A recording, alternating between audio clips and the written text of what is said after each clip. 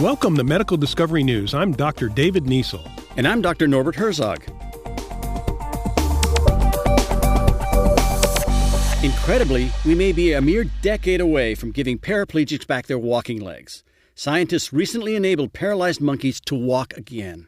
They made a brain-computer interface, or BCI, along with a spinal implant that worked together to once again allow the brain's motor cortex to send electrical signals to the legs. The first thing they did was to get around the complex mechanism of walking. Rather than map all the commands responsible for each movement and sending them to the correct muscles, scientists decided to let the spinal cord handle some of the task. They can do so because research for the past century has shown that circuits embedded in the lumbar segments of the spine, the 5 vertebrae between the last rib and the pelvis, can produce coordinated leg movements without input from the brain.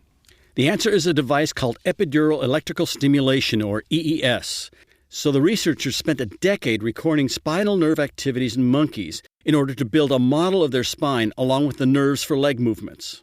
This information allowed them to build an EES with wires for attaching to the nerves responsible for walking and implanted it in the spines of 2 paralyzed monkeys. They then placed a wireless BCI in their brains, which would detect the walking signals and send them to the EES to initiate movements for walking. Within days, one monkey walked, and the other did so in 2 weeks. The implants have already been placed in 2 human patients. 6 more people will be added to the study. If it works, it will be an unprecedented accomplishment.